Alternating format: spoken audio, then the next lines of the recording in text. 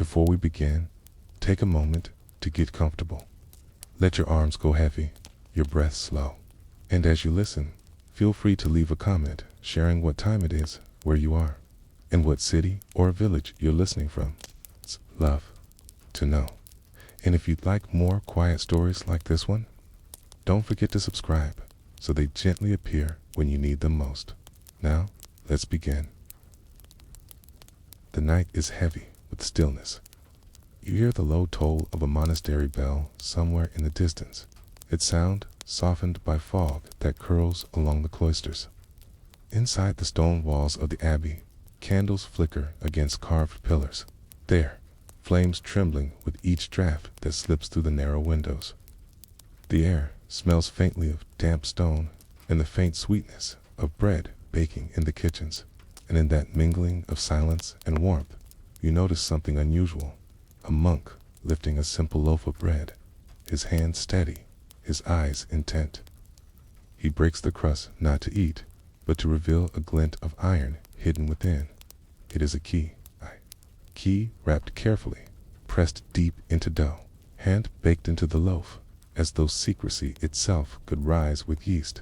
Why would a monastery hide its library keys inside bread? You can almost feel the weight of the key, still warm from the oven, its metal faintly scented with flour. It is a strange image, holy men devoted to prayer and learning, yet concealing something so ordinary, so precious in a common loaf. And yet, this was not merely whim or accident.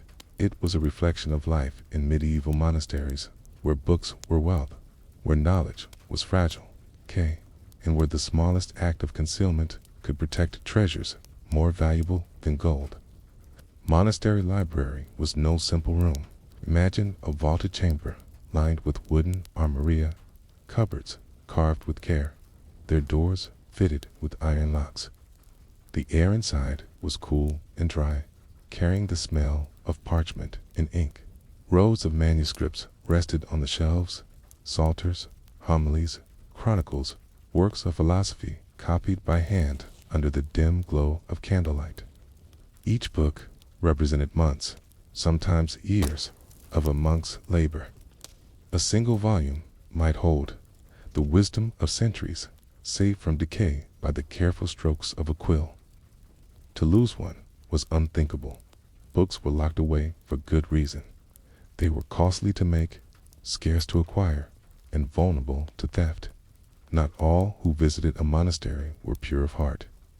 Pilgrims, scholars, nobles, even wandering clerics might covet a finely illuminated manuscript.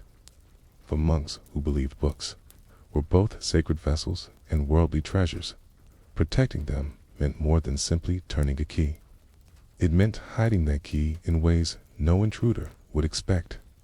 And so, in some houses, the solution was oddly simple bread.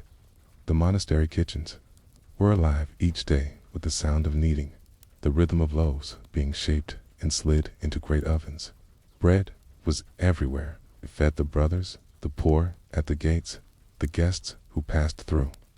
To hide a key in bread was to place it in the most ordinary of objects, invisible to suspicion. Imagine it cooling on a wooden table, monks passing by without a second glance, its crust splitting with the gentle crackle that bread makes as it cools. Who would guess that inside was the power to open the most guarded chamber of the abbey? But secrecy was not only about theft, it was also about reverence. In a world where few could read, the written word was a kind of miracle, and libraries were sacred spaces. To enter them was not simply to step into a room, but into the presence of something holy. A key hidden in bread was not only safety, but simple knowledge sustained by the same daily bread that sustained the body. Just as loaves fed the flesh, the books fed the spirit. The concealment joined both in quiet poetry. Still, you wonder how it worked in practice. Picture a monk entrusted with the key. He enters the kitchen in the hush of early dawn, the smell of rising loaves thick in the air. He presses the iron into dough, covers it carefully, and places it, among others, in the oven. Later, when the day's prayers are done, he returns to retrieve it. The loaf cools in his hands, the crust golden, the secret safe within. Perhaps he shares a knowing glance with another brother. Perhaps he carries it in silence down the long cloisters, each step echoing on the worn stone. Beyond the mystery lies daily life. For monks, bread was ordinary, baked in vast quantities, shaped by routine. The key in the loaf was extraordinary, but also invisible. It is this mixture, the sacred hidden within the simple, the secret within the common, that makes the image endure. It speaks of a time when knowledge was rare, when books were guarded not by locks alone, but by imagination, by small acts of cleverness that left no trace but memory. And so, you sit in the dim light of your own thoughts, listening to the echoes of cloister bells, smelling the faint sweetness of imagined bread. You picture the library doors locked, the shelves heavy with manuscripts, the silence deep as stone. Somewhere in that stillness, a loaf waits on a wooden table, unremarkable, unmarked, holding inside it a glimmer of iron that keeps wisdom safe. You begin to wonder, was the key hidden for fear of thieves, for reverence of books, or perhaps for reasons we may never fully know? And in that wondering, the silence stretches soft and unbroken, like the cool air of a monastery cloister at night. Asterisk, the sound of bells drifts faintly over the cloisters, marking the hour of terce. Monks move in procession, their sandals brushing softly over stone, their voices low in chant, rising and falling like waves against the vaulted ceiling. Beyond the chapel, in a quieter corner of the monastery, stands the library, its doors heavy, iron-bound, their key hidden away, not in a chest or drawer, but within the crust of a loaf, cooling in the kitchen. Step closer in your mind, and you sense what it meant for a monastery to guard its books with such devotion. These were not volumes to be found in every household, nor even in every church. A manuscript of Augustine's sermons or a finely illuminated gospel might take years to create. Imagine a monk hunched at his desk, the parchment stretched taut, his quill dipping into ink made from oak, gall, and soot. His hand moves slowly, carefully, shaping each letter with reverence. Candlelight trembles, casting gold leaf into tiny glimmers. Every stroke is labor, every page an offering. By the time the book is complete, it is as precious as a reliquary. And yet, books were also vulnerable. They could be stolen, borrowed, and never returned, even damaged by the careless hand of a visitor. The lock on the library door was one line of defense, but the key itself had to be trusted only to those permitted to enter. If it were lost, or if it fell into the wrong hands, entire shelves of knowledge could vanish. To hide it inside bread was to make it unremarkable, invisible to wandering eyes. Picture the kitchen where the key was kept. The air is warm, filled with the scent of flour, yeast, and wood smoke. Loaves sit in rows, their crusts cracked, their tops dusted with white. Among them lies one that is different, though no one could tell. Its heart is iron, its purpose silent. The monks know which one it is, and only they can break it open. In this way, the most valuable tool of access blends into the humdrum of daily sustenance. The symbolism is striking. Bread and books were alike in their necessity. One nourished the body. The other fed the mind and spirit. To hide the key within bread was almost a parable, a reminder that both were needed to sustain the life of a community. Perhaps the monks saw no contradiction in mingling the sacred with the ordinary. In their eyes, all creation was bound together, every loaf and every letter part of God's order. Still, the act carried a sense of secrecy, almost of quiet rebellion against the chaos of the world outside. For beyond monastery walls, the 11th and 12th centuries were restless. Wars rumbled, famines struck, kings quarreled with popes, and bandits haunted roads. Books could not survive in such a world without protection. Locked in armaria, their keys hidden in loaves, they waited for the peace of cloistered hours, the steady hands of monks to turn their pages in silence. Now imagine the moment when the key was needed. Perhaps a brother approaches the prior, asking for access to the scriptorium. The prior nods, and both make their way to the kitchen. There, upon the wooden board, lie today's loaves. The prior lifts one, heavier than the rest, and carries it away. In a quiet corner, the crust is broken, the key revealed, its iron cool against the light. The sound of its turning in the lock is low, final, as the great doors swing open. Inside, the library breathes its hushed air, its shelves lined with volumes that gleamed faintly in candlelight. For those who entered, the space felt different from the rest of the monastery. The chapel was filled with prayer, the refectory with murmured readings, the gardens with birdsong and bees. But the library was silence made almost solid. You hear only the faint rustle of parchment, the scrape of a quill, the occasional cough of a monk bent too long over his work. Dust hangs in shafts of light falling through narrow windows.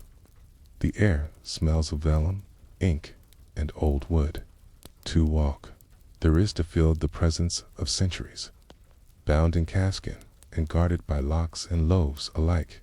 And yet, the secrecy raises questions. Was the loaf simply a clever hiding place, or did it carry deeper meaning? Was the key concealed to guard against intruders, or to remind the monks themselves that knowledge, like bread, should be handled with reverence? Perhaps it was both. The act of hiding suggests fear, but the choice of bread suggests faith. Faith that the ordinary could protect the extraordinary, that daily life could guard eternal truths. You begin to sense that the story is less about the key itself and more about what it guarded. Books in those centuries were fragile survivors. Without them, so much of the past would have vanished. The words of church fathers, the chronicles of kings, the poems and prayers of forgotten hands. Each locked door, each hidden key was a thread tying the present to the memory of what came before. The bread that held the key became part of that thread, as unassuming as it was essential. And now, as you sit with this thought, the image lingers. A loaf of bread cooling on a kitchen table, its crust golden, its scent warm, its heart filled, not with air, but with iron. Beyond it, the library waits in silence, its treasures locked, its knowledge sleeping until summoned. You realize that history is not only preserved by parchment and ink, but also by quiet acts of care, by monks who thought to hide a key in the most ordinary place of all. And so you are left wondering, was the loaf a symbol, a safeguard, or a secret prayer in itself? A reminder that even the smallest acts can guard the greatest treasures. Asterisk, the monastery is quiet again. The bells have ceased, the chants have faded, and the only sound now is the faint crackle of a fire in the kitchen. Hearth, loaves rest on wooden boards, their crusts cooling in the still air. One of them carries a secret. Inside its golden skin lies the key that opens the doors to parchment and ink, two words copied across centuries. It waits in silence, unmarked and unnoticed, as monks move softly through the cloisters beyond. You picture the library once more. The doors are tall, their hinges heavy, their locks firm. To approach them without the key would be futile. And yet, the key itself is not stored in a chest or hung on a ring of iron. It lies in bread, the most ordinary of daily things. To the monks, this must have felt natural. They lived lives where the ordinary and the sacred touched constantly, where prayer accompanied labor, where silence sanctified the smallest tasks. Why should bread not guard knowledge, just as it guarded the body? The library was more than shelves. It was the memory of the monastery, the memory of Christendom itself. Within its armaria were texts copied from ancient Rome, from the church, fathers from poets and scholars long gone. Without the monks' careful work, so much would have been lost. Imagine one of them bent over a desk, a candle flickering, his quill scratching slowly across parchment. He copies not for himself, but for the generations to come. Every page is a bridge across time. The locks on the library doors ensured that bridge remained unbroken. And so, the hidden key was more than protection. It was a symbol of trust. Only those permitted to break open the loaf, to lift the iron from its crust, could enter the silence within. For the library was not a place for every brother at every hour. It was reserved for those trained in letters, those whose duty was to guard, to copy, to preserve. The bread concealed not only iron, but access itself, access to knowledge. 2 words, it's the delicate thread that tied the monastery to the past. You wonder how it felt to enter with that key. Perhaps the monk carried the loaf down the cloister, his footsteps echoing softly on stone.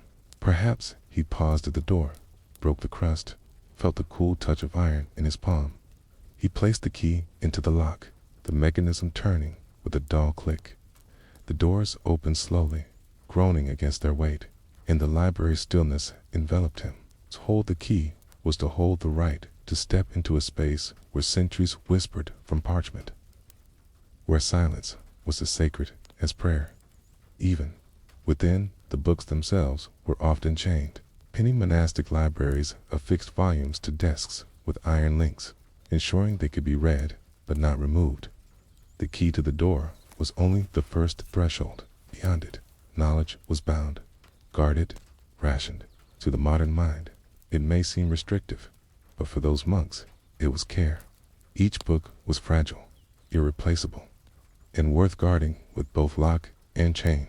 And yet, even with such measures, secrecy was never perfect.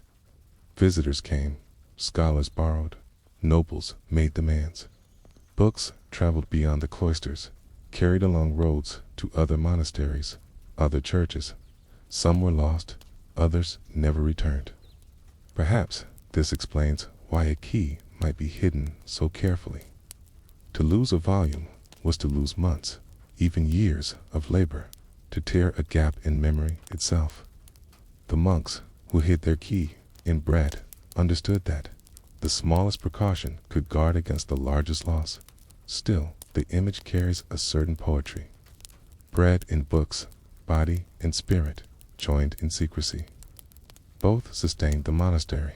Both required care. Both were easily spoiled. The act of hiding suggests not only fear of loss, but reverence for what was held. In their silence, the monks remind us that the simplest acts, the baking of bread, the turning of a lock, can carry meanings beyond themselves. Centuries later, when such practices are recalled, they seem almost like parables. A loaf that holds a key, a door that opens to silence, shelves that carry memory. The story feels symbolic, but it was also real. In a time when knowledge was fragile, when parchment could vanish with fire or damp, such acts were necessary. What seemed strange to us was, to them, ordinary wisdom. And so, you return once more to the kitchen. 8. The loaf rests quietly, its crust crackling faintly as it cools. Outside, the cloisters are still, the gardens silent beneath the moon.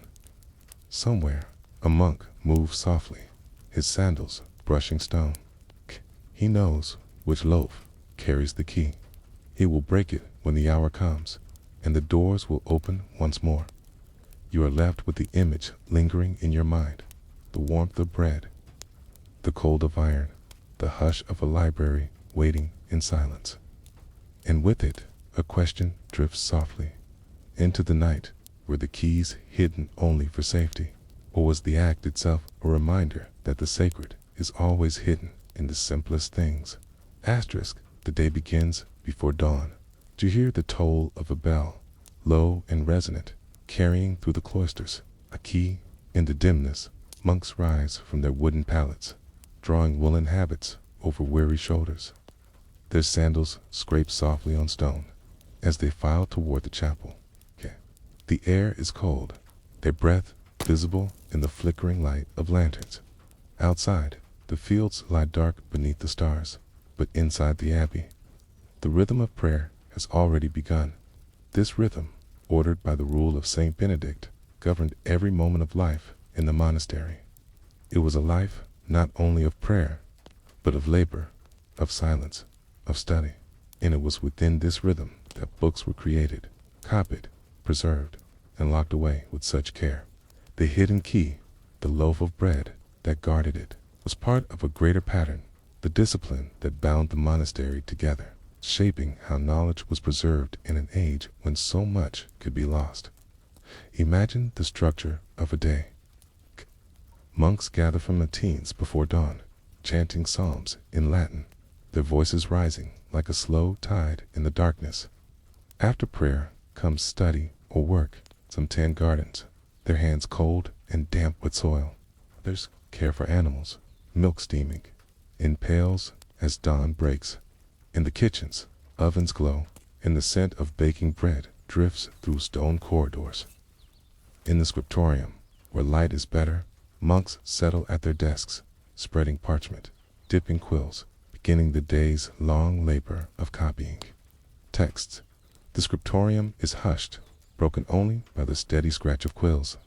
A monk bends over his page, the tip of his pen catching slightly on vellum. He pauses, sharpens the quill with a small knife, then resumes, each stroke deliberate, each word formed with patience. Around him, others do the same. Hours pass in, near silence, interrupted only by the bell that calls them to the next prayer. The air smells faintly of ink and parchment, a dry scent that lingers on the hands. This is why the library mattered so deeply. It was not a luxury, but the heart of the monastery's intellectual life. The rule demanded reading, study, and reflection. To sustain this, books were essential, and yet books were scarce, costly, vulnerable. To lose one was to lose years of labor, to tear a hole in the monastery's memory. The locked doors of the library, the hidden key, were part of the discipline that guarded these treasures, just as fasting and silence guarded the monk's spirits. But the rhythm of life was not only about work. It was also about silence. The rule required monks to refrain from idle talk, especially in places like the cloisters, the refectory, and the library. Words were reserved for prayer, for reading aloud, for necessity. Imagine walk in the cloister. Walk the stone arcade, cool in the morning, the sound of your sandals echoing softly. You pass another brother, but you do not speak. You nod, perhaps, or lower your gaze, but the silence is unbroken. It is not emptiness, but presence, a quiet that holds discipline, reverence, and peace. The silence extended into the library. To enter was to step into a sanctuary of stillness. Voices dropped, movements slowed. Books were not simply objects, but vessels of wisdom to be handled with care. The hidden key was a reminder that entry was not casual. It was controlled, permitted, and trusted. To open those doors was to step into a sacred duty, just as prayer was a duty, just as work in the fields was a duty. Now, picture the bread itself. Baked each morning in the monastery ovens, loaves were stacked on wooden boards, their crusts cracked, their scent filling the air.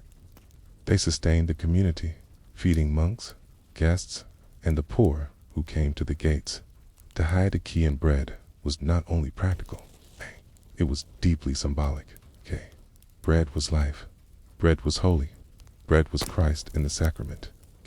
To press the cold iron of a key into dough was to mingle the physical with the spiritual, the ordinary with the extraordinary. The loaf carried both sustenance and secrecy. And so, the rhythm of prayer, work, and silence met in this small act. The monastery lived by discipline. Nothing was wasted. Nothing was random. To hide the key in bread was one more gesture of discipline, a simple, clever act that fit naturally into a life where everything was ordered for preservation, whether of body, soul, or knowledge. Outside the cloister walls, life was different. Lords fought wars, villagers struggled through famine, merchants crowded markets, thieves roamed the roads. Books could vanish in an instant, stolen, burned, or simply neglected. But inside, the rhythm of the rule kept them safe. Each line of parchment copied, each loaf baked, each door locked was part of that safety. The monastery was an island of order in a sea of uncertainty. And the hidden key was one of its quiet defenses. As you sit with this thought, you sense the quiet weight of that rhythm. The bells toll again, calling the monks to another prayer. The quills are set aside, the ovens tended, the cloisters filled once more with the hush of sandals on stone. Beyond it all, the library waits, its doors locked, its treasures safe. The loaf that holds the key rests in the kitchen, ordinary to any eye, extraordinary to those who know. And you are left with a question that lingers like incense in the chapel air. Was the hidden key merely a safeguard against theft, or was it also a symbol, a reminder that in the discipline of daily life, the ordinary itself became holy? Asterisk, the monastery is alive again with its slow rhythm. The bell rings for sext, the midday prayer, and the monks gather in the chapel. Cant rises and falls like the breath of the building itself. Outside, sunlight glimmers faintly across gardens where herbs grow in tidy rows, their scents of sage, rosemary, and mint carried on the breeze. But in another part of the monastery, in a quieter hall, something even more vital than the gardens is being tended. The words of the past. Books were not merely possessions in a monastery. They were its memory, its anchor, its gift to generations yet unborn. To be a custodian of that memory was a sacred responsibility entrusted to a few brothers who could read, write, and copy. These men lived between silence and ink, their hands guiding quills across parchment, their days consumed by the steady rhythm of letters. They were custodians not only of texts, but of time itself. Imagine the scriptorium. It's that long room with tall windows set high to catch the best of the daylight. Desks lined the walls, each fitted with a slanted surface for parchment. On some, sheets are stretched taut, scraped smooth from calfskin, pale and fragile under the hand. In the corner, pots of ink sit ready, their black made from crushed gallnuts and iron salts, their red from vermilion. The room is hushed, save for the faint scratching of quills. The sound is steady, like rain falling on dry earth. One monk bends low over his page, tracing the opening lines of a psalter. Another works on a copy of Augustine's City of God, his letters neat, his concentration unbroken. At the far end, an illuminator adds color to an initial, his brush fine, his pigments ground from minerals, lapis for blue, cinnabar for red, malachite for green. The letters gleam faintly in the light, like jewels set into parchment. Hours pass, the chant of prayer interrupts, the monks return, the work resumes. Day by day, the library grows, but the growth is fragile. Each book is the labor of months or years. Each is vulnerable to damp, fire, theft. And so, the key to the library is guarded with devotion. To carry it is to carry the weight of memory itself. To lose it would mean more than the loss of a tool. It would mean betrayal of trust. The opening of the monastery's heart to danger. That is why the key could not rest in plain sight. It had to be concealed, disguised, hidden in a loaf that looked like every other loaf. The act may seem peculiar, even whimsical, to us now, but in their world it was necessity woven into routine. Bread was everywhere, baked daily, handled constantly. To slip the key inside dough was to hide it in plain sight, where no intruder would think to look. Picture the scene. A monk enters the kitchen, the air heavy with the warmth of ovens, the smell of rising loaves. He chooses one carefully, presses the iron into its dough, covers it with flour, and slides it back among the others. Later, when the bread cools, it looks no different from the rest. The secret rests within, silent, waiting. Only those entrusted know which loaf it is, and only they will break it open when the time comes. This quiet practice speaks to a larger truth, that monastic life was about layers of protection. Protection of the body through food, protection of the soul through prayer, and protection of memory through discipline. The hidden key was a physical reminder of this layered care. It was an act of trust and responsibility, joining the daily bread of life with the daily bread of knowledge. Yet the responsibility was heavy. To be a custodian of the library meant more than guarding its key. It meant guarding its silence. Not every monk could enter freely. Some libraries required permissions, records, even oaths. Access was limited to those who knew letters, who could handle manuscripts with care. A single careless hand could smudge ink, tear parchment, or leave grease on pages. And so the custodian not only locked the doors, but watched over those who entered, ensuring the silence and reverence of the space remained intact. Imagine the custodian standing at the library door, the key newly taken from its loaf. His fingers turn the iron, the lock yields, the hinges groan. He enters first, lighting a candle, the flame trembling as shadows stretch across shelves. He guides others inside, reminding them to tread softly, to keep silence, to handle volumes with clean hands. He knows each book by sight, where it rests, what it contains. He knows which were copied here and which came from far-off lands, a gift from another monastery, treasure brought by a pilgrim, a volume donated by a noble. Each one is a memory entrusted to his care. The custodian's role was not merely practical, it was spiritual. To him, every book was a prayer in material form. The psalter whispered of devotion, the homily instructed, the chronicle remembered, the commentary explained. Each page was a voice from the past, kept alive by ink and vigilance. The custodian listened with his eyes, hearing those voices, preserving them for brothers yet unborn. And so, when he placed the key back in his loaf, it was not a simple act of hiding. It was a gesture of reverence, a way of saying, this knowledge is precious, this memory is sacred, this silence must endure. The bread was ordinary, but it carried extraordinary weight. Now imagine centuries passing.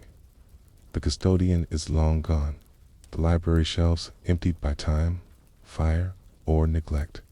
The monastery itself may crumble, its stones weathered by rain, its cloisters overtaken by weeds. But the story of the hidden key lingers, a faint echo in chronicles, a whisper in legend. It tells us not only how books were guarded, but how deeply they were valued. It reminds us that in a world of uncertainty, memory was fragile, and to preserve it required both locks and loaves, both vigilance and imagination. And so, as you sit with this image, the custodian fades into the dimness of the cloister, his sandals soft on the stone, the loaf resting once more on its board, the secret inside, safe for another day. You are left with the lingering thought that memory itself is always fragile, always in need of guardians. And you begin to wonder, in our own time, where do we hide the keys to memory, and who are the custodians who guard them in silence?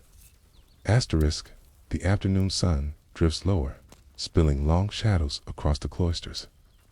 The monks return from labor in the fields, their hands roughened by soil, their habits smudged with dust.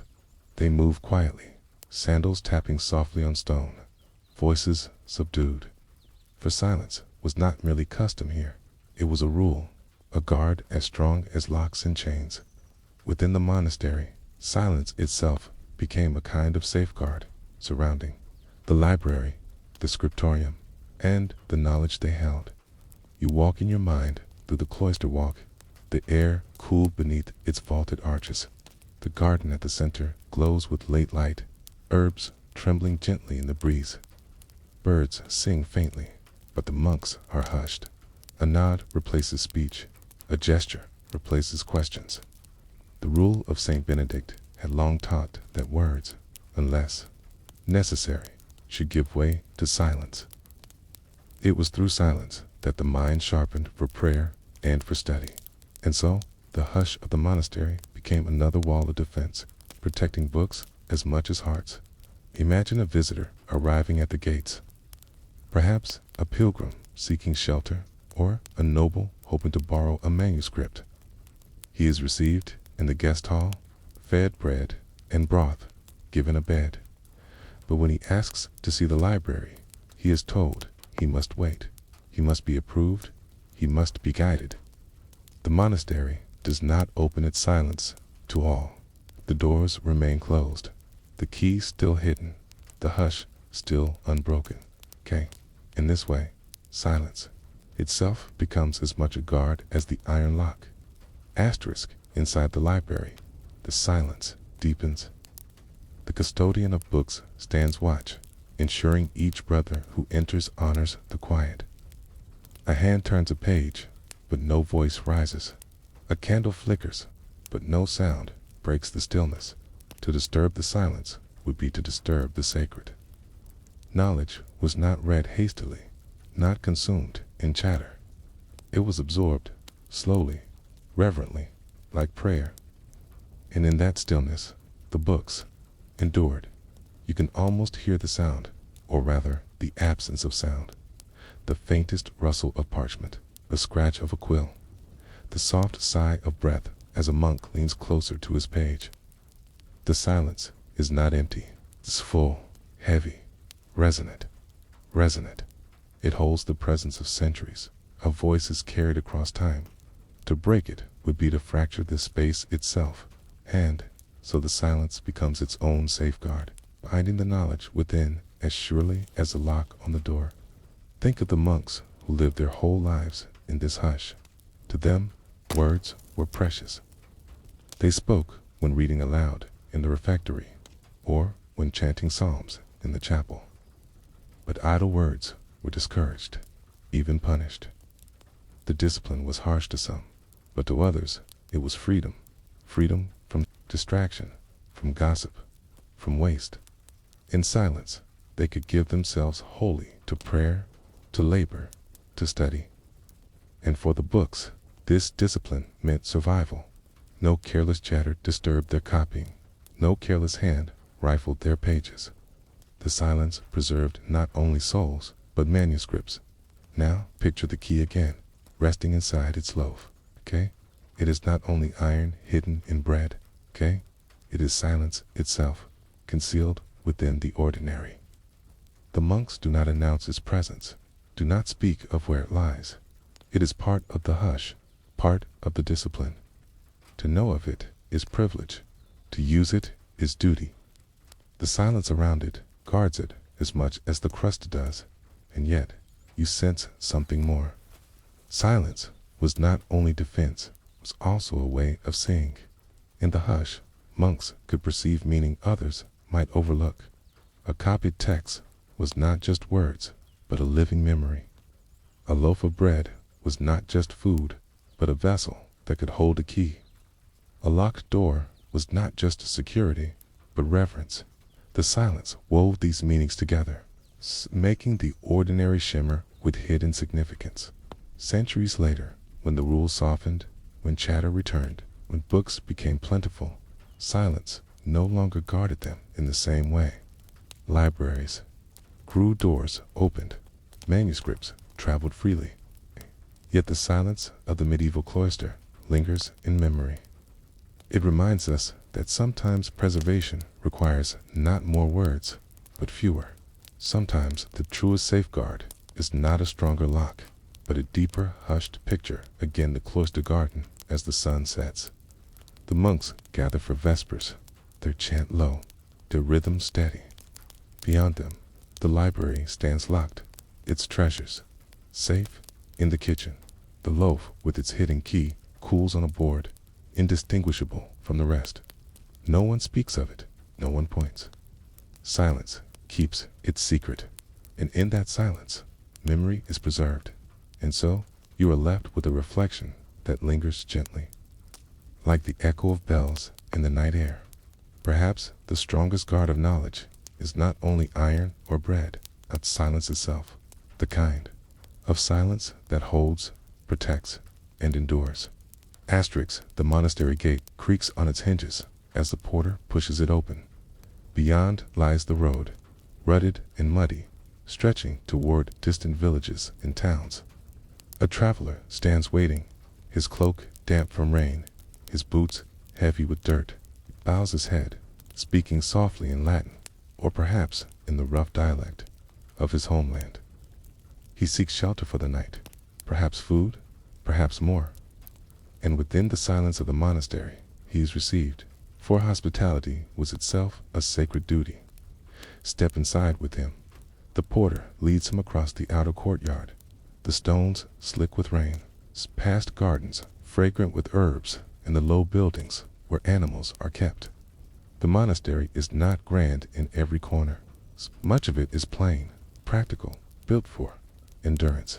Yet, in his heart lie treasures he does not see: the library with its locked doors, its hidden key resting in bread, its shelves heavy with books he may never touch. Visitors were part of monastic life. Pilgrims sought rest on their way to shrines. Tea scholars came to consult manuscripts. Nobles arrived with donations or to press requests upon the abbots. Each brought with them curiosity, questions, sometimes temptation, for books, though sacred, were also desirable, and a finely illuminated gospel could tempt even the pious to covet. The monks knew this, and so they guarded their library not only with locks, but with discipline, with silence, with cunning acts of concealment like keys hidden in loaves. Imagine a scholar from Paris arriving one autumn evening, his cloak lined with fur, his hands ink-stained from his own studies. He has heard that the abbey holds a copy of Bede's ecclesiastical history, rare and precious. He begs permission to see it. The abbot listens, nods, promises to consider. The visitor is lodged in a guest hall, fed bread and ale, shown kindness. Yet the library doors remain closed, for even scholars could not be trusted without measure. Books borrowed too easily might never return. Monks had seen it before: manuscripts lent and lost, treasures carried away and never replaced. The loaf with the key remains untouched in the kitchen, its crust unbroken. And then imagine another visitor, a nobleman riding with his retinue, his voice loud, his manner commanding. He donates land, demands prayers, perhaps asks to see a particular psalter, said to be illuminated with gold. His men feast in the guest hall, their laughter filling the air. But again, the library remains shut, the key safe hidden from eager hands. For even nobles, even kings, could be careless with books or covetous enough to claim them outright. The monks knew too well the need for protection. In these encounters, the monastery's stillness grew sharper. To outsiders, the silence of the cloisters might feel oppressive, heavy, almost strange, but to the monks, it was shield and refuge, It was in that silence that they copied texts, that they preserved memory, that they guarded what could so easily be lost. Visitors might see the stone walls, the gardens, the chapel, but they would not see the loaf resting on a wooden board in the kitchen, hiding the key to the most precious chamber of all. Consider how it must have felt to a monk tasked with guarding the library when visitors arrived. His heart must have quickened, his mind wary. He knew the shelves behind locked doors held more than parchment. They held the wisdom of centuries. He could not allow it to be endangered. And so, while others welcomed, while others fed the guest, he watched. He remembered where the key lay, within a loaf indistinguishable from the rest. decay, and he trusted that silence and bread together would do their work. This image lingers. The guest hall full of voices, the chapel full of chant, the cloisters full of hushed footsteps, and somewhere apart in the kitchen, the loaf with its secret waits. No visitor suspects it. No pilgrim imagines it. The key rests in silence, its presence known only to the trusted few. Centuries later, when such practices are remembered, they strike us as curious, even whimsical. Why bread? Why not a chest or a hidden drawer? But the monks lived in a world where the ordinary was also sacred. Bread was blessed at the altar, broken in the refectory, given at the gate to the poor. To trust bread with a key was not absurd.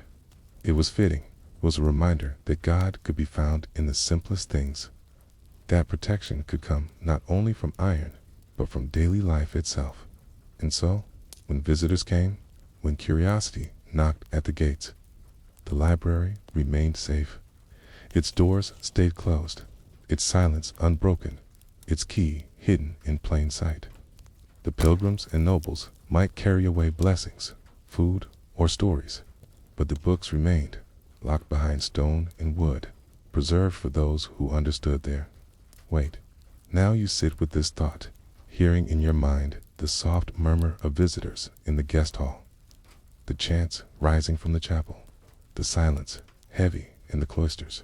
You picture the loaf again, its crust golden, its heart filled not with air, but with iron, and you begin to wonder, were the books safer for being hidden? Or was the act of concealment itself a prayer, a reminder that wisdom endures only when guarded with both vigilance and humility? The question drifts, unresolved, as the monastery quiets once more, and the night gathers around its walls. Asterisk, the rain has passed, leaving the stones of the cloister slick and glistening. The evening air is sharp, filled with the scent of wet earth and wood smoke rising from the kitchens. Guests settle into their hall, pilgrims curling under woolen blankets, nobles feasting with their retinues. Yet, even now, long after the gates had closed, the library remains locked. Its shelves are silent, its key still hidden in bread. You picture one of the visitors, perhaps a scholar, restless and awake, walking the dim corridor by candlelight. His eyes are drawn again and again toward the wing where the library lies. He has heard whispers that this monastery possesses texts he has never seen, a chronicle of saints, a rare psalter, perhaps even a fragment of Cicero. His mind burns with desire, not for gold or jewels, but for words. He longs to touch them, to read them, to carry them away if he can. Books are temptation, even for the devout. Asterisk, the monks knew this. They knew that a manuscript, illuminated with gold and colored inks, could stir envy as easily as devotion. They knew that visitors, however pious, could not always be trusted, for books were rare, fragile, irreplaceable. To lose one was to lose more than parchment, was to lose voices from centuries past. And so the library was kept locked, and the key hidden where no scholar's hand would think to search, within the humble crust of a loaf of bread. Asterisk. Imagine the scholar, his footsteps echoing softly, pausing before the library doors. He presses his palm against the wood, feels the cool iron of the lock. It will not yield. He glances around, candlelight trembling on the stone walls. Asterisk. He wonders where the key might be kept. A chest in the abbot's quarters, a satchel on a custodian's belt. He does not guess that the iron rests even now in the kitchens, sealed within dough, its shape disguised by bread's warm fragrance. The temptation passes, or perhaps it lingers, but the door remains closed. And then another figure, a nobleman, bold and impatient. At supper, he has spoken of his generosity, of the lands he has donated, of the men he commands. He demands to see the library, insists that a psalter of gold leaf and painted margins be brought to him. The abbot listens calmly, promises politely, delays wisely. For the abbot knows the danger. To allow such a man into the library could mean losing more than a book. It could mean yielding the very heart of the monastery's memory. Better to stall, better to keep the doors locked, better to trust and bread in silence. Books had power far beyond their words. They could elevate a monastery's reputation, drawing pilgrims, scholars, even royal attention. They could also provoke greed. Single illuminated manuscript might be worth as much as farmland, as cattle, as treasure.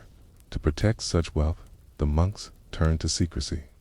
The loaf was their shield, the key their hidden sword. Now, imagine the library itself, asleep in darkness. The shelves creak softly in the still air. Dust drifts in thin beams of moonlight filtering through narrow windows. On the desks lie manuscripts, half-copied, quills resting in dry inkwells, pages stretched taut on wooden frames. The silence is deep, broken only by the faint settling of wood. Beyond the doors, guests sleep, monks pray. The night deepens. The books wait, locked in patience. There is poetry in the concealment.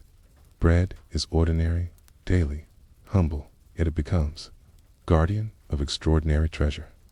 Perhaps the monks saw the act not only as clever, but as symbolic. Wisdom nourishes as bread does. Both must be broken with reverence. Both sustain life. A loaf with a hidden key was a parable in itself, a reminder that the sacred is hidden in the simplest forms, and that protection can be found in humility. Still, temptation never vanished. There are stories, faintly recorded, of books stolen, of manuscripts disappearing from monasteries, carried away by careless or covetous hands. Perhaps some were lost in fire, others in war, still others in quiet theft. Each absence left a gap, a silence that no lock could undo. And so, when you picture the monks breaking a loaf to reveal their key, you sense their vigilance. They knew how fragile memory was, how quickly it could vanish. Think of the custodian of books once more. He lies awake, hearing the wind against the shutters, hearing the faint movements of guests in the hall. He knows the library doors are locked. He knows the key is safe. Yet, still, his thoughts wander to the shelves, to the manuscripts, to the centuries of voices entrusted to his care. His duty is not only to guard, but to worry, to remain always watchful. So he rests uneasily, rising early to check the doors, to confirm the silence remains intact. Centuries later, when these stories are remembered, they seem almost like allegories. Bread holding a key, silence guarding wisdom, temptation hovering at the gates. Yet they were not merely symbols. They were daily acts of protection in a world when knowledge could vanish in an instant. And so, you lingered with the image. Visitors in the guest hall, restless scholars, impatient nobles, all held at bay by silence, by stone, by a simple loaf of bread hiding iron within. The books remain safe, their words unbroken, their memory preserved. And you are left with a question, soft and unresolved, drifting like the smoke of a candle. Was it locks and keys that truly protected the monastery's knowledge? Or was it the monk's quiet recognition that temptation is always near and must always be answered with humility? Asterisk. The night has deepened. Monastery lies hushed beneath a sky streaked with stars. The cloisters dim, the chapel glowing faintly from candles that flicker on the altar. The guest hall is quiet, its pilgrims asleep, their breath rising in slow rhythm. But somewhere in the kitchens, a loaf of bread rests on a wooden board, its crust golden, its secret hidden. Within it lies the iron that holds the library fast, the lock that separates visitors from volumes. It waits, silent and unremarkable, while all else in the abbey sleeps. This image, so simple, so peculiar, carries the weight of centuries. A monastery could be generous, offering food and shelter to strangers. Yet it could also be guarded, cautious, aware that not all who came through its gates came with pure intentions. Books were the treasure most easily overlooked by those outside, and yet the treasure most fiercely protected by those within. Picture the shelves inside the library. By candlelight, their spines gleam faintly, bound in leather, some stamped with marks of ownership, others plain and humble. They contain prayers, psalms, commentaries, histories.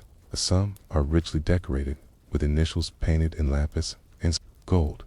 Others are bare, words alone, their value in their survival rather than in beauty. Together, they form the monastery's memory. Each page whispers a voice from the past, copied line by line in the patient silence of the scriptorium. To let them slip away would be to lose more than parchment. It would be to lose continuity, to sever a thread of wisdom carefully knotted through time. And so the loaf becomes more than a hiding place. It becomes symbol.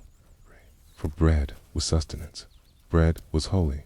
Bread was the daily gift that fed both monks and guests.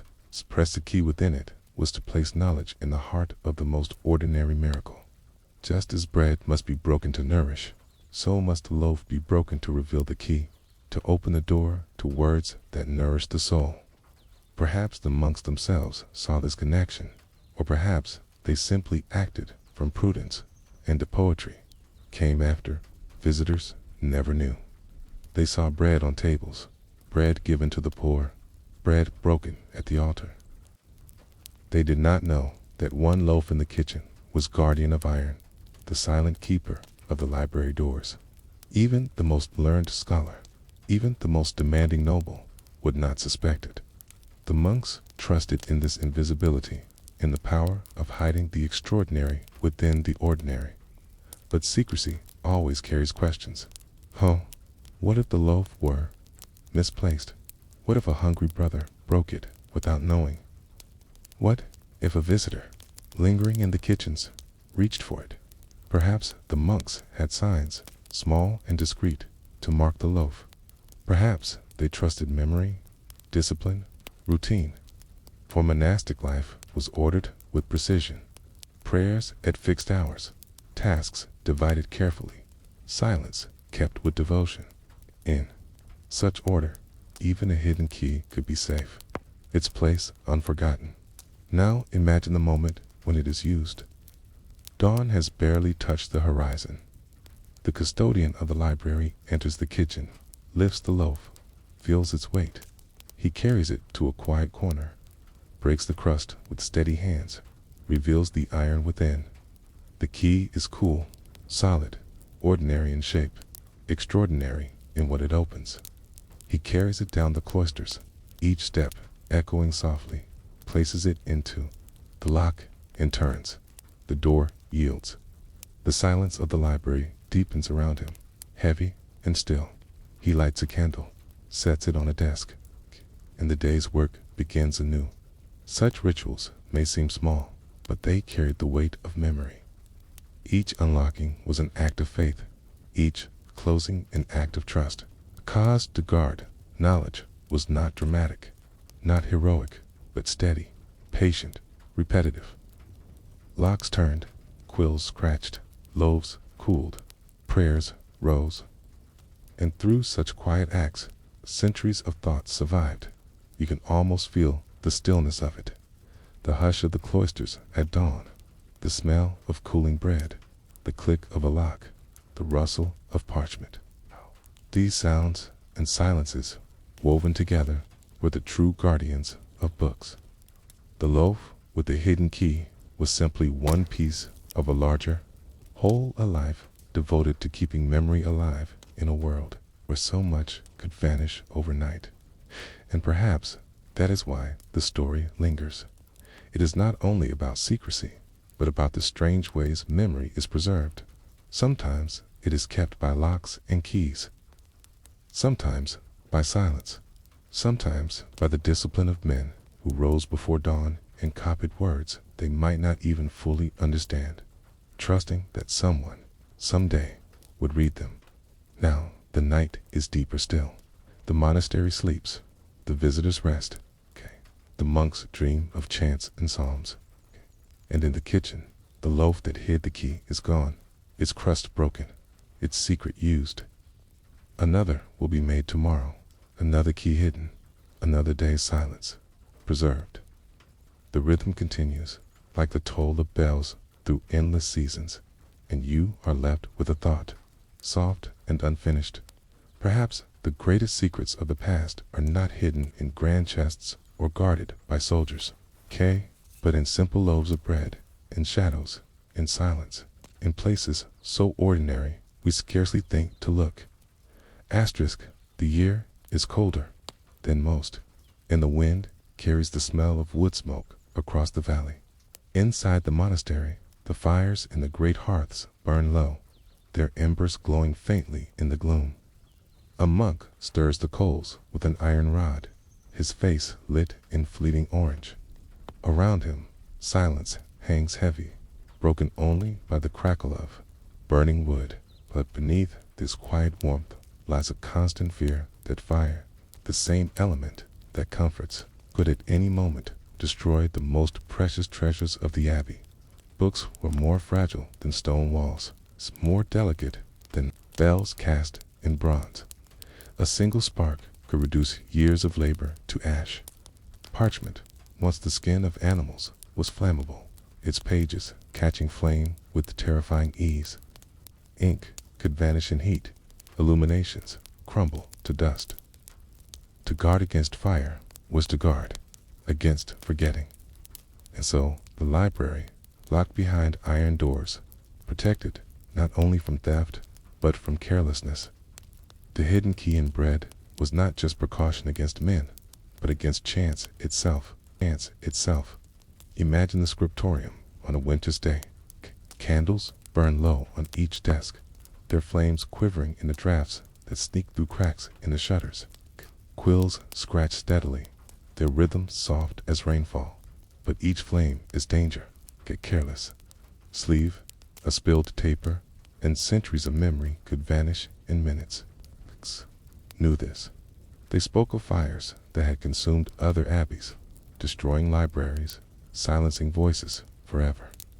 Fear of flame lived with them, as real as hunger, as present as prayer. To hide the key, to keep the doors locked, was to reduce the risk. Only those who needed to enter were permitted. The custodian would fetch the loaf, break its crust, and reveal the iron within. He would unlock the doors carefully, ensuring candles were few, always watched, never left to burn alone. The hush of the library was filled not only with reverence, but with caution. Every page turned was shadowed by the thought of how easily it might be lost. Beyond fire, there were other fears. Damp could swell parchment, mildew could stain it, mice could gnaw the edges of bindings. Books were fragile guardians of knowledge, constantly threatened by elements beyond human control. The monks fought these enemies with patience, drying damped pages near hearths, storing volumes high above floors, setting traps for vermin. Yet they knew that no protection was perfect. The lock on the library, the hidden key, the loaf of bread, these were human answers to dangers that never slept. Now picture a storm sweeping the valley. Rain lashes the cloister roofs, wind rattles shutters, thunder rolls like drums. Inside, monks huddle in the chapel, chanting psalms, their voices trembling against the storm. In the library, darkness reigns, its doors shut tight, its shelves trembling faintly with the force of the wind. The custodian listens to the storm and prays silently. He knows the library's treasures depend on more than locks. They depend on God's mercy, on chance, on vigilance. He feels the weight of the key, now hidden again in bread, wonders if it will be enough. Books were treasures, but also burdens. To preserve them was endless labor, endless worry. A monk might copy a psalter for 3 years, only to see it lost in fire or carried off in war. The hidden key was a symbol of their fragility, a reminder that what is most precious must be hidden, guarded, made ordinary to survive. Bread, so humble, became the shield for parchment, so priceless. You pause with this thought, sensing the paradox. Stone walls could withstand centuries, bells could ring for generations. But books, small and delicate, required vigilance each hour. Perhaps this is why the monks placed such reverence in them. Their fragility made them sacred. Their vulnerability made them beloved. To hide the key in bread was to admit that even iron locks were not enough. That secrecy itself must help guard against the chaos of the world.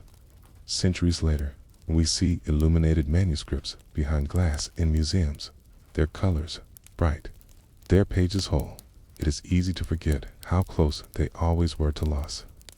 Every surviving book is a survivor of fire, of damp, of theft, of time. And behind their survival are countless quiet acts, doors locked, candles watched, loaves broken to reveal hidden iron dot. Now the storm fades in your imagination. The thunder drifts into silence. The rain softens. The wind dies. The monastery. The monks return to their cloisters, their sandals whispering on stone. In the kitchen, a new loaf cools, its crust golden, its heart filled with iron. The library waits in silence, save for now, and you are left with a question, quiet and unresolved. Is knowledge preserved by locks and bread, or by the endless patience of those who lived in fear of losing it? The storm has passed, but a different kind of threat always lingered beyond the monastery walls. It was not fire this time, nor damp or mice. It was men, armies, raiders, mercenaries, rebels. 4 monasteries were not only houses of prayer, they were storehouses of wealth, food, and knowledge. Their barns were full, their cellars stocked, their treasuries glittering, and their libraries heavy with books whose worth was beyond gold. And in times of unrest, such places drew eyes as surely as fire draws moths. Imagine the valley in the late 11th century. Word spreads of rebellion, of lords at war, of soldiers moving through the land. Smoke rises on the horizon where villages burn. The monastery, with its stone walls and steady bells, seems safe, but it is never beyond reach. Armed men could demand food, plunder treasures, break doors. What then of the books? What then of the fragile memory guarded behind iron locks? Monks feared this deeply. They had seen it before. Chronicles speak of abbeys raided by Vikings, their libraries burned, their books scattered into ash. Later centuries brought barons, feuds, royal disputes, civil wars. Each wave of conflict left monasteries vulnerable. To lock the library was not only to keep out thieves, but to prepare against soldiers who might see manuscripts as spoils or as kindling for their campfires. Picture the custodian again. News reaches the cloister that an armed band is moving. Nearby, he walks quickly through the kitchen, lifts a loaf from the board, fills the iron within. He carries it in silence, the other monks watching with wary eyes. At the library, he opens the doors, gathers brothers to lift the most precious manuscripts, gospels illuminated with gold, lick lives written on vellum, chronicles copied by generations. They hide them in cellars, behind stone walls, even in fields, buried beneath earth until danger passes. The rest remain locked inside, guarded by the hope that the soldiers will not breach the doors. Such scenes were not unusual. Throughout Europe, monks repeatedly moved their books in times of danger. Some volumes were lost forever, others reappeared. Centuries later, found in walls, discovered in far-off monasteries where they had been carried for safekeeping. Each journey was a testimony to fear, to vigilance, and to the sense that books were worth risking all to preserve. And so, the hidden key was more than convenience, was part of a wider strategy of defense, of secrecy. A soldier might search the abbot's quarters, seize silver from the altar, ransack storerooms, but he would not find the key within a loaf cooling on a wooden table. In that simple act, the monks trusted bread to guard what even stone walls might not. Now, imagine the monastery during such unrest. The bells ring, not only for prayer, but as warning. The gates are closed, the doors barred. Monks gather in the chapel, chanting psalms for protection. Outside, the sound of hooves echoes, the clash of weapons drifts nearer, and in the kitchens, the loaf rests, silent, golden, its crust concealing the one object that could open the doors of memory. It is a strange picture. Soldiers at the gates, monks chanting, bread hiding iron. Yet it tells us something essential, that fragility and defense were always intertwined, that even the humblest act of concealment could be a shield against chaos. War eventually passes. Armies move on. Peace returns. The gates open. Fields are tilled again. The cloisters filled once more with the rhythm of silence. The library doors are unlocked. The books return to their shelves, their dust brushed off, their words still intact. The key is placed again in bread, the pattern resumed. The monks breathe easier, but they do not forget. Fear of fire, fear of damp, fear of war, all linger like shadows, shaping each act of vigilance centuries later. When we read of such things, they seem almost like allegory. Bread hiding a key, silence guarding books, monks praying as armies rage outside. But they were not allegories then, okay? They were reality. They were survival, okay? And without them, countless texts, psalms, chronicles, prayers, histories would not have reached us at all. Now the evening returns in your imagination. The valley lies calm once more, its fields golden in fading light. The monastery stands steady, its bells tolling, its cloisters quiet, okay? In the kitchen, loaves cool there, crusts cracking softly as they rest. Among them, one hides iron, the silent guardian of memory. Outside, peace holds for now, but the monks know how quickly peace can turn. They trust bread in silence once more, fragile shields in a world of endless uncertainty, and you are left with a thought, unresolved, drifting like smoke. When danger pressed hardest, was it the walls of stone that kept knowledge safe, or the small, hidden acts that no enemy could see? Asterisk, the night is still again. The wind that once rattled shutters and carried the sound of hooves has faded. The monastery lies wrapped in silence, its stones dark against the pale glow of moonlight. Inside, the brothers rest, their breath steady, their beds hard but sufficient.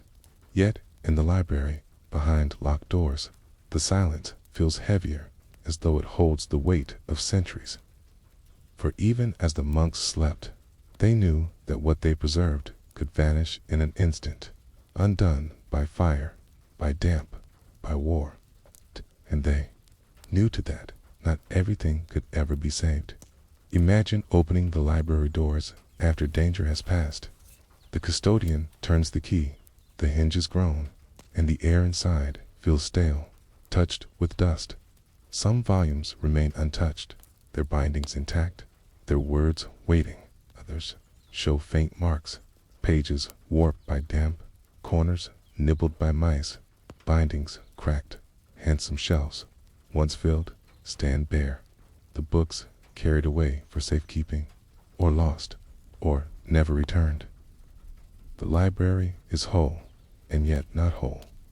It carries absence as much as presence, This was always the truth of monastic libraries. They were not museums of perfection, but living collections, vulnerable, incomplete. For every psalter preserved, another was lost. For every chronicle copied, another vanished in flame. The monks knew this, and their vigilance was tinged with grief. They copied because they feared loss. They locked because they knew theft. They hid keys and loaves because secrecy was sometimes the only shield they had. And yet, What survived is astonishing. Through their care, works of Augustine, Bede, Cicero, and countless others endured. Chronicles of kings, annals of wars, stories of saints, all found their way across centuries. We know of early England, of Rome's fall, of medieval life in detail, because monks bent over desks by candlelight, quills in hand, copying words line by line.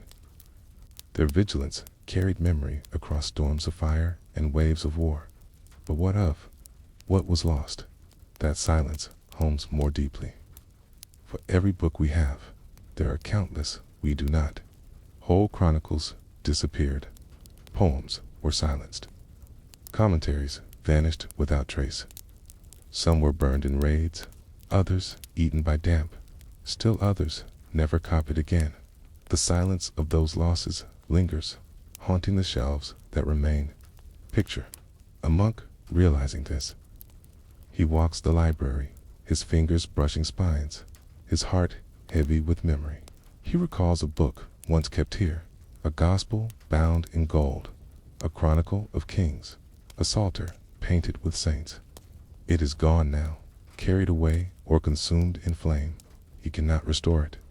He can only protect what remains, and so he does, with locks, with vigilance, with secrecy. He hides the key once more in bread, trusting that at least some memory will survive. This mixture of presence and absence, survival and loss, is what gives the story of the hidden key its depth. The loaf is not merely protection, it is a reminder of fragility. It tells us that knowledge is never guaranteed, that memory requires labor, discipline, care.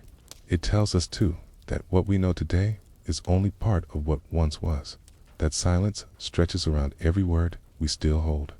Now imagine centuries passing. The monastery grows old, its stones weathered, its cloisters crumbling. Some libraries are abandoned, their books dispersed, sold, lost. Others survive, carried into universities, preserved in archives, displayed behind glass. Visitors today gaze at illuminated manuscripts, marveling at their colors, their precision, their beauty. Few think of the fear that once guarded them, the bread that once concealed their keys, the silence that once preserved their doors. Yet those quiet acts echo still, present in every page that survives. And so, the story of what was saved and what was lost is not just history, it is a reminder. It reminds us that knowledge is fragile, that memory depends on care, that even the humblest acts, a loaf hiding iron, a quill scratching in silence, a monk locking doors at night, can shape the future. Without them, so much would have been gone. With them, enough survived to give us glimpses of what came before. Now, the night deepens in your imagination. The library is locked again, its shelves both full and empty, its silence both heavy and alive. The loaf rests on its board, its crust cooling, its secret waiting. Outside, the world sleeps, but inside, memory endures, not whole, never whole, but enough, and you are left with a thought, gentle and unresolved. When we turn the pages of what remains, do we hear more loudly the voices that survived, or the silence of those that did not? Asterisk, the morning bell tolls once more, its tone deep and measured, rolling across the valley. Mist lingers in the fields beyond the monastery walls, clinging to hedges and drifting between trees. Inside the abbey, the kitchens are alive with motion. Brothers knead dough with steady hands, flour dusting their sleeves, their movements slow and practiced. The great oven glows red, its heat filling the air with the faint sweetness of rising bread. Loaves are shaped, set aside, slid into the fire's mouth. And among them lies one unlike the rest, for within its dough a key has been pressed, hidden in silence, baked into the crust as though iron could share in the mystery of yeast. Bread was never merely food in the monastery. It was sacred, it was ritual, it was symbol. In the chapel, bread became the body of Christ at the altar. In the refectory, It was the daily sustenance of the brothers. At the gates, it was alms for the poor, broken and given freely. She placed a key inside. Bread was not only clever concealment, it was a gesture thick with meaning, weaving together nourishment and knowledge. The body and the mind, the ordinary and the extraordinary. Imagine the moment the loaf cools. Its crust crackles softly, splitting faintly in the air. The monks stack it with the others, identical in shape, indistinguishable to any eye but theirs. No stranger would ever think to look there for a key. And yet, for those entrusted, the act carries deeper resonance. The bread that sustains the body now also guards the memory of the community. To eat is to live, but to read is to remember. Both require protection. The symbolism would not have been lost on the monks. They lived lives steeped in allegory, where every action was read as parable, every object as metaphor. The smallest gesture might reflect a spiritual truth. To them, a key hidden in bread was not merely security, it was sermon.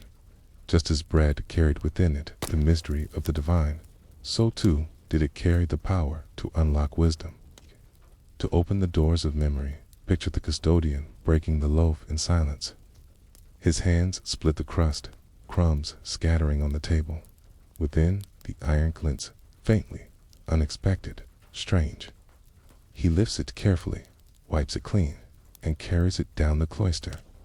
Each step echoes softly, the key heavy in his palm.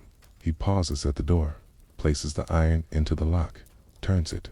Slowly, the mechanism clicks, the doors swing inward, and the silence of the library greets him like a presence. For him, the act is ordinary, but for us, it carries a quiet poetry.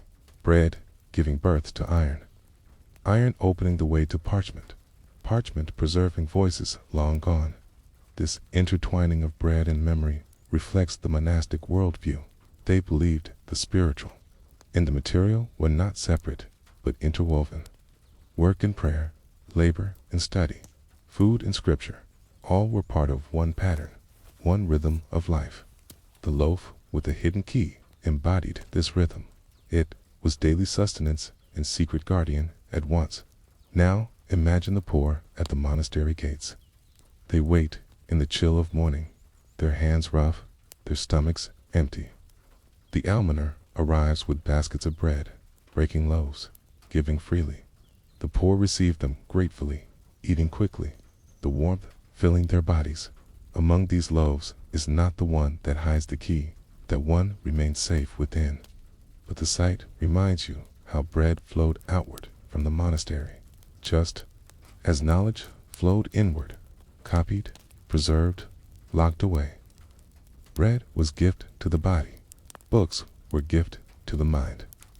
The hidden key joined both gifts in a single symbol, and so bread becomes memory itself. Each loaf represents not only survival, but continuity. Each crumb is part of a rhythm that outlives individuals, binding generations together. The monks broke bread daily, just as they copied words daily. Both acts kept a past alive, carried it forward, made it endure. To hide a key in bread was to admit that even the most fragile treasures could only survive if bound to what was most constant, most ordinary, most sustaining. The image lingers, the oven glowing, the monks shaping loaves, the crust cooling, the iron hidden within. Outside, the valley lies quiet, the mist rising, the day unfolding.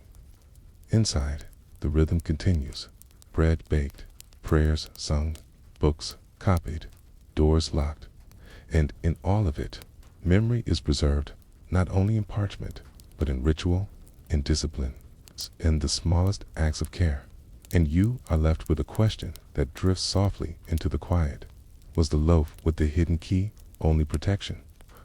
Was it also a reminder that memory, like bread, must be remade each day to endure? Asterisk, the bell for none rings, soft and deliberate, calling the monks back into prayer. The rhythm of their day continues, hour after hour, each marked by sound, each woven with silence.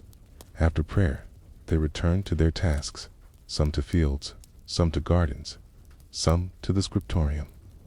But in the kitchen, the ritual of bread remains constant.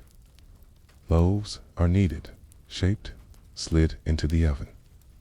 When they emerge, golden and fragrant, they cool on wooden boards, filling the cloister corridors with their scent. Among them rests the special loaf, its secret unseen. At first glance, it is no different. Same round shape, same dusting of flour, same crackle in its crust. But inside, a key lies waiting, its iron pressed deep into the dough before baking, sealed in warmth, hidden in plain sight. To anyone else, it is bread, nothing more. To those who know, it is guardian. Asterisk. Imagine the custodian approaching this loaf. His hands are clean, his movements deliberate. He lifts it gently, carries it to a quiet corner. The others watch without speaking, for they know the ritual as well as he does. The bread is broken, the crust splitting with a low crack, crumbs falling on the board. Within, the glint of iron appears, faint but certain. The key emerges from warmth into cool air. It is wiped clean, carried carefully, placed into the library's lock.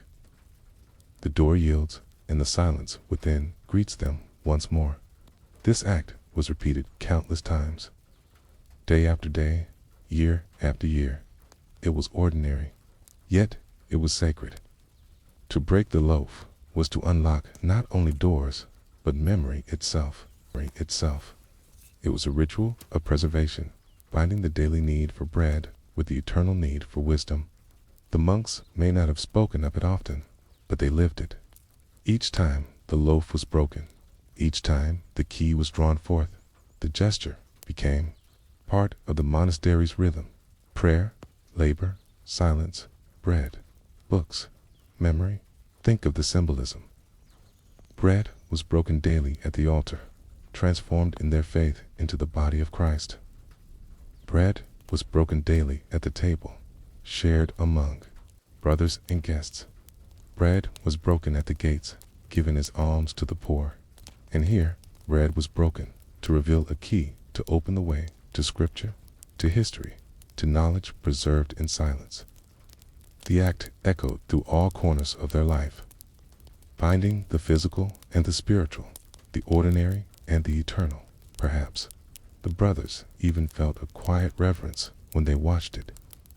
The custodian's hands steady, the crust breaking, the iron glinting. It was not a loud moment, not marked with chant or ceremony, but it carried meaning as surely as prayer. For it told them, without words, that knowledge was fragile, that memory must be guarded, that the sacred is often hidden in the simplest forms. Now imagine how it must have looked to an outsider, if by chance he ever saw it. A pilgrim in the guest hall, passing through the kitchen at the wrong moment. He sees a monk break a loaf and draw forth a key. He blinks, uncertain if he has truly seen it. To him, the act seems strange, almost magical. Why bread? Why hide iron in something meant to be eaten? He does not understand that for the monks, the act is not strange at all. It is wisdom, born of necessity, wrapped in symbol. The ritual of breaking did more than protect. It reminded the monks of the fragility of all things. Bread does not last, must be remade daily. Books do not last without care. They must be copied, guarded, preserved. Memory itself does not last without vigilance. It must be tended like a fire. Each loaf, each lock, each page was part of a pattern, fragile, fleeting, yet enduring through constant renewal. Picture again the library once opened. The air is cool, heavy with the faint scent of vellum. Shelves rise in rows, their volumes lined neatly on the desks. Manuscripts rest half-copied, their words slowly forming under patient hands. The monks move quietly, their sandals soft on stone, their eyes bent over pages. The custodian lingers, the key resting now at his side, the loaf discarded. He watches as quills scratch, as ink dries, as memory is carried forward, one letter at a time. The ritual is complete. The day continues. The silence endures. Centuries later, we know little of the details. Records are sparse, legends faint. But the story of the loaf remains, carried through time as a whisper. Perhaps it was not every monastery. Perhaps it was not every library. But somewhere in the long rhythm of monastic life, bread and iron, sustenance and secrecy were bound together, and in that binding, memory survived. Now the bell rings again in your imagination. The monks return to the chapel, their chant low and steady, their voices blending like waves. In the kitchen, loaves cool once more, their crusts golden, their secrets unspoken. Custodian walks softly, the key returned, the library locked again. The day passes, the ritual awaits another dawn, and you are left with a question, quiet and unresolved. When bread is broken and iron revealed, is it the key that guards memory, or is it the ritual itself, the daily act of care that truly keeps the past alive? Asterisk, the day fades. Long shadows stretch across the cloisters, and the valley outside the walls falls quiet. Settle in trees, cattle low in the distance, the fields darken beneath the soft light of dusk. Inside the monastery, the brothers gather for vespers. Their chant rises once more, slow and steady, echoing off the stone arches. Candles flicker in the chapel, their light trembling against carved pillars. Beyond the prayer, beyond the chant, the kitchen rests in silence. On its wooden boards, loaves cool and rose, their crusts split and crackled, their fragrance soft in the air. One of them carries iron in its heart, a secret as old as the library doors themselves. It is an image so simple, so ordinary, that it almost disappears from sight. Bread is everywhere in the monastery, on tables, on altars, in baskets carried to the gates. Yet here, in this one loaf, lies a reminder of how the ordinary can guard the extraordinary. Iron locked within bread, knowledge locked within silence, memory locked within stone walls, all bound together, all preserved by vigilance. The monks may never have thought of themselves as extraordinary.